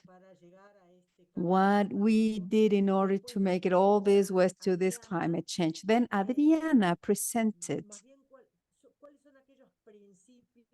what are the principles we have to be basing on in order to face from our own communities those terrible climate injustices. And then Priscilla has shown very clearly from those two maps that Adriana showed to us, the map on the top that had to do with who were affecting, and the map underneath that was showing the main victim regions and how much the people from the north are affecting. I think that Priscilla has shown very clearly the populations that are the most affected, the most vulnerable ones. So I wanted just to celebrate that that these three speakers have been very well chosen. Okay, great. Anna, you have just summarized it, yeah? You are very keen following, eh?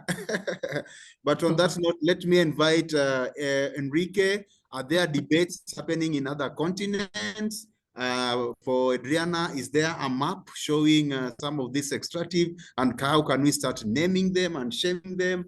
And then and also as well as issues of financing. So should we finance mitigation, or should we finance, so you know, the chicken versus the hen. Okay, yeah. So over to you. Anyone can start. Adriana, you want to take the two, and then Enrique? Sure, happy to do that. I will try to be brief, and I will leave the question from Isadora to Enrique, because I'm sure he will give a great response on that. So very briefly on the other two questions. And thank you so much, Anna, for the great summary. On the question of Sylvia, so when we speak about adaptation, don't we fall on just the nurture, in the sense that there is nothing else to do but to adapt, no? In a nutshell, that's what you put. I think that this is a very important issue that, again, the climate justice movement is trying to break through. The whole idea that we have areas of action where actually, you know, for the global south, the question is to adapt and also to leapfrog into, you know, to avoid the mitigation bill that the global north is facing. Clearly, this is not a question of mitigation versus adaptation, and even less mention the question of, again, the much longer reparation from the climate debt when we talk about loss, irreversible damage on loss, on loss and damage, irreversible changes around loss and damage. It is, I think, very, very clear and very important not to stop on the message that when we talk about what we can do, the question is just to build more resilience. This is a problem, and this is why many have a problem with the idea that actually resilience has become a very apolitical notion that obscures many of the other things that we can do. To give you a very practical example, when we look at any area, like if we look at housing justice, housing justice and climate justice are super connected. And if we look at the two, we will see that on the side of what people recognize as mitigation, there is no way not to look at, at future housing, how our housing needs going to be met. And a critical perspective here will be to say, actually, it's not about building more houses, but very much about thinking about the redeployment of existing housing, the affordability conditions of our existing housing, the use of rental housing, and so on. So you will get immediately into issues like, for instance, how do we then control process of short-term tenancy, like those driven by Airbnb and so on, where housing again becomes a means to commodify and as a means again to exacerbate the climate justice, the climate change question. So the two are super connected. If we look at the other side, adaptation, we have to be very mindful that not only we are seeing climate displacement, as I mentioned, but we are seeing a whole wave, an epidemic of evictions, which are justified in the name of climate change. And this is terribly problematic. We see people being evicted for their own good. And this is something that, again, we need to knock down. Very quickly on the second question, Irene, fair redistribution.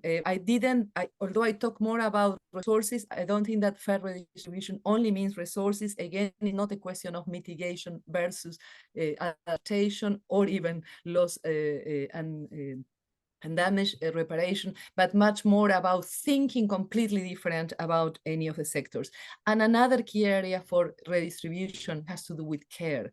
We need to think about how do we revitalize the systems really that produce life, which are being threatened not only by climate change, but by the drivers of climate change, as Enrique so well explained.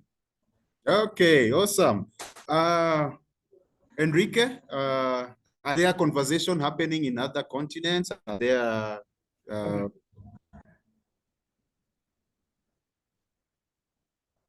Sí, necesito que me... tuve un problema que tuve que salir un segundo por una urgencia y no pude...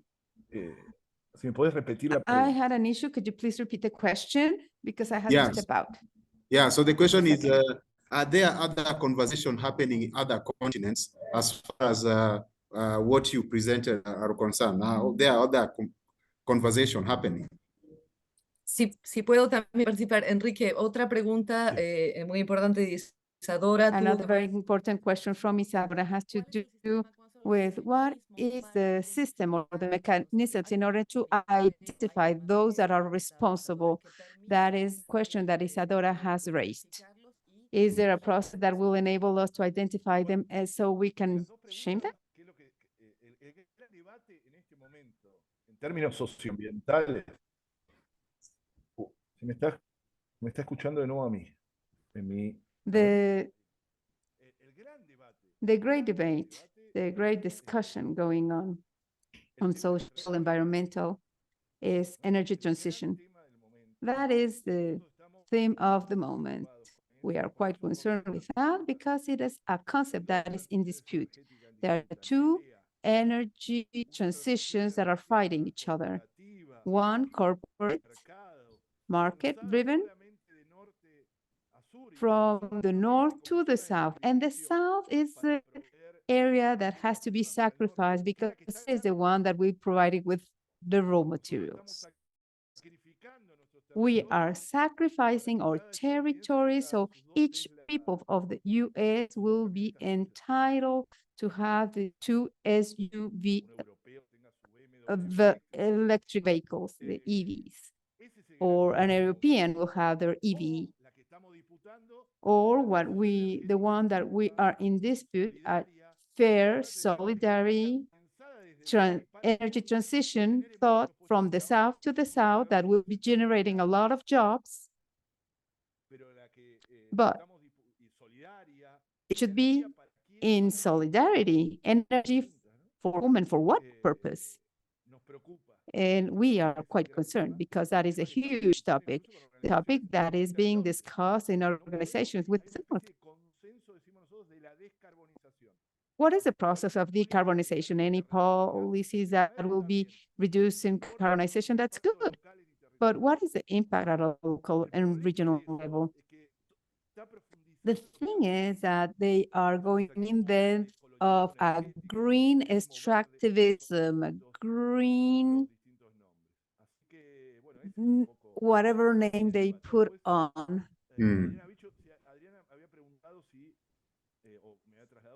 Adriana has given me another question about the concepts or systems. The only president that's trying to having that environmental debt be paid is the president of Colombia. $30 million from Ecuador. There are some other places, little actions here and there, but unfortunately,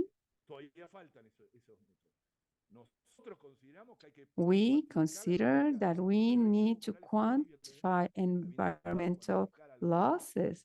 In Bolivia, they try to quantify that, but we should be doing that in the nitty-gritty detail of things with very specific numbers, such as they do to ourselves.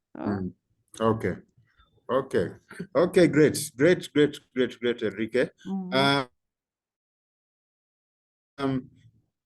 I think at this juncture, you want to bring it home. I think it was a great. Humphrey, can I say something before you close? Yes, I was just actually going to invite you to do that. Actually, we want to give each one of you 1 minute to give your closing statement. Yeah, so we'll start with you. When you are the last speaker, you are always at disadvantage.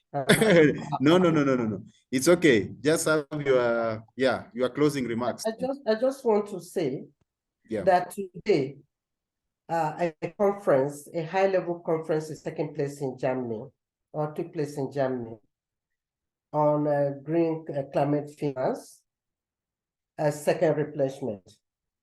And a lot of the polluters are there. A lot of political statements not translated in monetary value are being said. They talked about acknowledging, they talked about so many things, and of course, the polluters are everywhere. I heard one of the speakers talk about energy transition. What is energy transition? We have a lot of indigenous knowledge on our continent in the developing world. We need to leverage on those indigenous technology. Today, political statements again, they have pledged 9.322 billion US dollars. We don't know where that is going to be. How we share it, we don't even know as it is. So for us, the climate crisis is not a political issue. It is a matter of survival. It is a challenge that transcends borders and ideologies. It is a test of our humanity and our ability to come together as a global community. We have the knowledge, we have the technology, and the capacity to make a difference. Now we need to act. The clock is ticking, and there is no time for us. So as a body, this is the time that we should come together and come stronger to debunk most of these injustices that are perpetrated on the most vulnerable people around the world. I just wanted us to end my statement on that, and that we are stronger together, and being stronger together, we'll be able to move forward. Thank you. Thank you very much. Thank you very much, Priscilla, Dr. Priscilla. And I think at that juncture, we want to bring it to close. We are sorry for going overboard by 3 minutes. It is indeed a great conversation, you can see. This is just the beginning of many series of conversation that we are going to have around climate justice, and looking forward to welcome all of you to have this great conversation. So at this juncture, I want to bring it back to Yolande to give us some closing, and also to thank all those who participated, and then we close it there. Thank you very much. Well, thank you very much. I think Diana is actually the one who has got the overview of next steps and what we'll be doing in the next session. So I'll hand right over to you, Diana. Thank you very much. Thank you. Thank you so much, Alan. Thank you, Humphrey. Good job facilitating. And thank you to our speakers, to our participants for all the amazing input you have shared in this session. We are really glad to have you in this first first session of the Climate Justice Co-Learning Space. I just want to quickly conclude by mentioning 3 key things. The first one is that we always welcome your input and your recommendations on how to improve our sessions. So we have prepared an evaluation form that we ask you to kindly fill in so that we are able to know how do we improve for the next session, which is next Thursday, and how do we make the session more impactful and facilitate more learning together. My colleague Pelisa will include the links in the chat, but we'll also share them through email. So please do not worry. The second thing I want to mention is that next week, we are going to have another very exciting session, and we will look on exchanging on the legal policy and human rights framework of climate justice. We are going to have very interesting speakers. We will have David Williams. We will have Dr. Ngo Nonga Marie from Cameroon. We will have Kelly from the Global Platform. And of course, we'll have Eric Chu, who's from the University of the UC Davis. So we'll send all this information with all these speakers, but we will have such an exciting conversation on these legal frameworks, policy frameworks, and of course, the human rights framework. And finally, in anticipation of this conversation next week, we want to hear from you. We want to hear your voice. We have shared an email before on Google Classroom, which is the platform where we are promoting exchange amongst ourselves as participants. So in our follow-up email, we will remind you to really get on this platform. Pelisa has sent you invites to join the platform. Please let us know. We have 2 exciting questions of asking you to share about key advocacy work or activism that you have been involved in towards legal frameworks on climate justice. Any local or regional or national examples you want to share with us, please let's look at that email once it comes out, and we will be able to exchange further in the Google Classroom space. Next week, we will start with a quick overview, especially highlighting the expectations that you shared in today's session. And with that, I just want to conclude.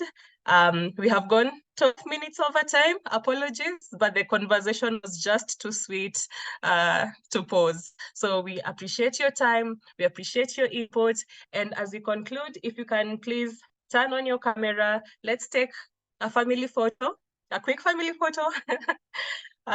In celebration of our first session. If you're still there, let's take a quick family photo. I'll take it as we speak. Really nice to see you. Of course, looking lovely as usual. Another minute, another second of another family photo, and one last minute. Thank you guys, and thank you so much. See you next Thursday at the same time, and look forward to our emails, and please participate in the Google Classroom. Thank you so much, everyone. Nice to see you. Thank you so much. Facilitators, please remain. Don't forget. Thank you so much. Good job, everyone.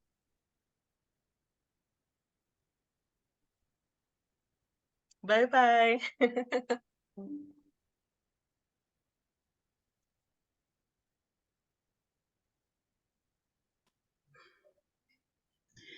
¿Seguiremos con los intérpretes o ya no? Are we going to Yes, keep interpretation or not? Yes. We are going to keep interpretation for the next 17 minutes.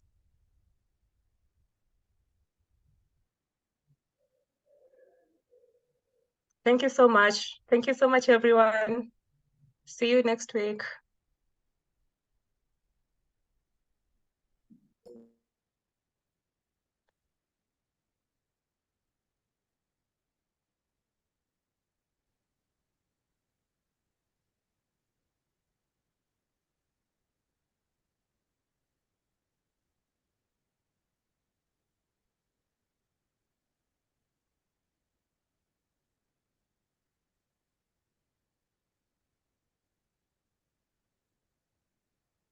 You want us to stop recording? Yes, yes. I think we stop recording. I'm sorry, Pelissa,